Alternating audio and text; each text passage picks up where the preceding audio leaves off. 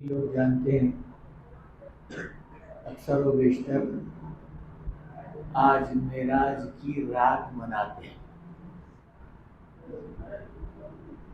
انہیں اللہ کے رسول صلی اللہ علیہ وسلم کو آسمانوں پر بلایا گیا اور نماز کا تحفہ دیا گیا. لیکن یہ بات 26 رجب کو ہی ہے، اس کی کوئی دلیل اکثر و بیشتر کتابوں میں نہیں ہے. دوسری بات یہ ہے، جہاں ہم لوگ معراج شریف کو مناتے ہیں اور اس کا اہتمام کرتے ہیں، بہت سارے لوگ 22 رجب کو بھی عمرے کرتے ہیں، کیونکہ ہمارے ایریے میں عمروں کی عید بہت مشہور ہے. حضرت علی رضی اللہ تعالیٰ عنہ سے حضرت معاویہ رضی اللہ تعالیٰ عنہ کا آپس میں کچھ جھگڑا فساد کا معاملہ ہوا تھا. کیونکہ اب پورا واقعہ بولنا ضروری نہیں ہے، صرف اتنا تھا کہ حضرت علی رضی اللہ تعالیٰ عنہ کو حضور اکرم صلی اللہ علیہ وسلم اپنی زندگی ہی کے اندر یہ بتائے تھے، یہ بولے تھے کہ حضرت معاویہ رضی اللہ تعالیٰ عنہ بھی میرے صحابی ہیں، کاتب وحی ہیں، اور یہ اللہ کے رسول صلی اللہ علیہ وسلم کے سالے نسبتی برادر، قرآن کے سب سے پہلے لکھنے والے اور حضور صلی اللہ علیہ وسلم کی بہت محبت کرنے والے تھے. تو اللہ کے رسول صلی اللہ علیہ وسلم کے زمانے کے بعد ابو بکر صدیق رضی اللہ تعالیٰ عنہ کا زمانہ آیا، اور حضرت عمر فاروق رضی اللہ تعالیٰ عنہ کے زمانے میں حضرت معاویہ رضی اللہ تعالیٰ عنہ کو ملک شام کا گورنر بنایا گیا. لیکن چونکہ ارتداد کا اور بہت سارے فسادات کا معاملہ تھا، لوگوں میں ایک انتشار تھا، اور حضرت معاویہ رضی اللہ تعالیٰ عنہ بہت بہادر آدمی تھے، اور آپس میں ایک دوسرے کے اتنی محبت اور اتنا قربت کا معاملہ تھا کہ حضور صلی اللہ علیہ وسلم پہلے ہی پیشن گوئی کر دیے تھے کہ معاویہ میرے شیروں میں سے ایک شیر ہے. جیسا حضرت علی سے کہا تھا کہ علی بھی میرا ایک سیدھا ہاتھ ہے، اور حضرت معاویہ رضی اللہ تعالیٰ کو بھی کہا تھا کہ یہ میرا ایک شیر ہے. اور تقریباً دنیا کی کامیابی کا حصہ اس کے حصے میں آئے گا. سب سے پہلے سمندر کا جو فوج کا معاملہ ہے وہ حضرت معاویہ رضی اللہ تعالیٰ عنہ کی طرف سے ہوا ہے، اس سے پہلے نہیں ہوا تھا. اکثر و بیشتر دنیا کا حصہ حضرت معاویہ رضی اللہ تعالیٰ عنہ اسلام کے خاطر لڑے،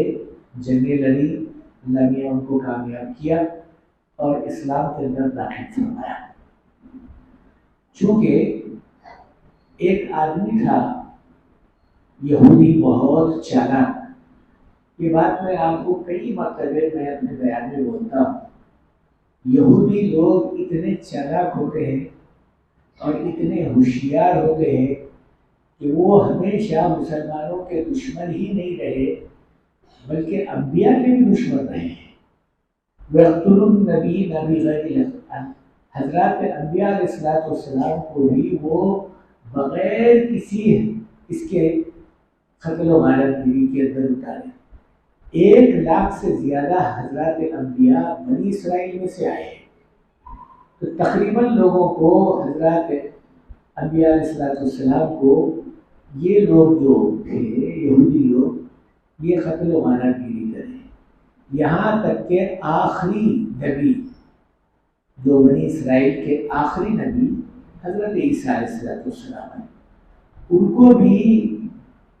ایک الزام کے تحت، حالانکہ وہ ملزم نہیں تھے، وہ الزام تراشی کا معاملہ ان کے اوپر تراشا گیا میں کئی مرتبہ آپ کے سامنے یہ واقعہ بتایا، یہاں تک کہ ان کو 30 سال کی عمر میں ان کو بادشاہ کی نگاہ میں بہت برا بھلا کہا گیا، اور پھر ان کو سولی پر لٹکانے یا ختم کرنے کا مسئلہ ہوا، یہاں تک کہ اب اللہ تعالیٰ نے نشان قرآن میں بتایا کہ یہ لوگ آپس میں ایسا مشورہ کرے کہ حضرت عیسیٰ علیہ السلام کو سولی پر لٹکا دیا جائے۔ ان کا عقیدہ ہے، یہ عیسائیوں کا عقیدہ ہے کہ حضرت عیسیٰ علیہ السلام کو سولی دی گئی، حالانکہ قرآن کہتا ہے سولی نہیں دی گئی، جس کمرے میں حضرت عیسیٰ علیہ السلام کو بند کر دیا گیا تھا وہ کمرے میں وہ آدمی جو ان کو مشورہ دیا تھا کہ ان کو سولی پر لٹکا دیا جائے اور ایسی سزا دی جائے کہ آنے والی دنیا یاد رکھی جائے۔ اچھا، آپ کو معلوم ہونا چاہیے کہ ان کو سولی کیوں دی گئی، وجہ کیا ہے؟ اس کی بات یہ ہے کہ حضرت عیسیٰ علیہ السلام اس زمانے کا جو بادشاہ تھا اس کے خلاف تھے، انہیں اپنے آپ کو خدا کہتا تھا یا خدا کا بیٹا کہتا تھا یا کچھ اور بولتا تھا، تو حضرت عیسیٰ علیہ السلام بولتے تھے کہ نہیں، ویسا معاملہ نہیں ہے، خدا تیرا بھی اور میرا بھی سب کا ایک ہے، ہم سب خدا کی پروردگار میں بندگی کرنا ہے، ہمارا پروردگار اللہ ہے۔ اب اس بات پر وہ بادشاہ کے سامنے جھکانا یا جھکنا یا اس کی ہاں میں ہوں ملانا یہ حضرت عیسیٰ علیہ السلام کے بالکل خلاف تھا۔ ایک دوسری بات، حضرت عیسیٰ علیہ السلام اپنی زندگی میں کبھی بھی مکان نہیں بنائے، کبھی مکان نہیں بنائے، کئی درخت کے آڑ میں سو گئے، کئی پتھر کے آڑ میں سو گئے، رات ہوتی تو کبھی بارش ہوتی تو کسی درخت کے نیچے جو ہے اپنا سہارا لیتے تھے، جب تک ماں تھی حضرت مریم علیہ السلام ان کے ساتھ میں رہے، جب ماں کا انتقال ہو گیا یہ تنے تنہا اکیلے رہ گئے، چونکہ ان کی 30 سال کی عمر تھی، اس عمر کے اندر ان کو بہت ساری تکلیفیں دی گئی، بلکہ شہر بدر کر دیا گیا، لوگ جو ہے ان کو بالکل انہیں ایسا کر دی بیکاٹ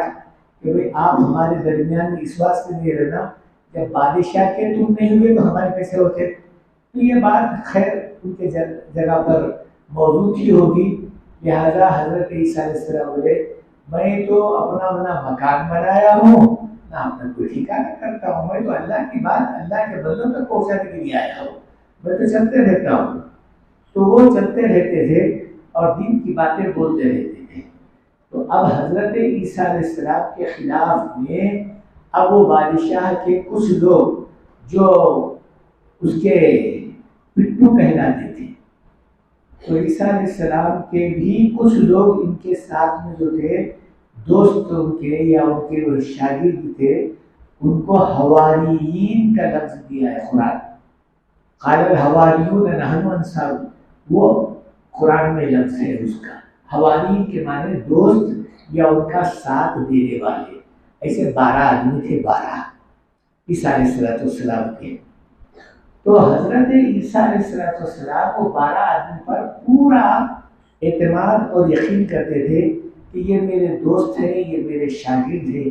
یہ میری راز کی باتیں کسی اور کے سامنے نہیں بتاتے ہیں، لہذا جو بھی بات ہوتی تھی ان کے سامنے بولتے تھے۔ لیکن اس میں سے ایک تھا جو بادشاہ کی باڑوں میں آیا، اس کا نام تھا یہود البرائٹ، اس کا نام لکھا ہے، وہ بادشاہ کے باڑوں میں آیا،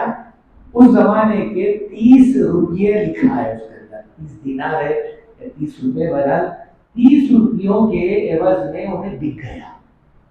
بک کر بولا کہ میں اس کی پوری حقیقت بتا دیتا ہوں، یعنی عیسیٰ علیہ السلام چونکہ دوست تھا،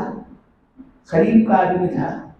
تو انہوں کہاں ہے، کدھر ہے، کیا کر رہے ہیں، کیا حساب، یہ پورا وہ بادشاہ کو بتا دیا۔ چنانچہ بادشاہ اس وقت حضرت عیسیٰ علیہ السلام کو گرفتار کر لیا کہ بھئی آپ کو جو ہے میرے خلاف ہونے کی وجہ سے آپ کو گرفتار کیا جاتا ہے، آپ کو ہمارے اس مشورے سے جو لوگ بولتے ہیں وہ مناسب آپ کو سزا دی جائے گی۔ चुनाचे रमजान का मौसम था, हजरत ईसा अलैहिस्सलाम को गिरफ्तार किया गया और लेकर आके कमरे में बंद कर दिया गया। अब उस कमरे में जहाँ हजरत ईसा अलैहिस्सलाम को बंद कर दिया गया, तो आपस में लोग मशवरा करने लगे कि इनको क्या सजा देना चाहिए। इन्हें बादशाह बोला कि भाई मैं सजा देने के बजाय, इन्हें अपने आप को मैं बादशाह समझता था, मैं बहुत बड़ा बादशाह हूँ, एक छोटे आदमी को सजा मैं नहीं देता, तुम लोग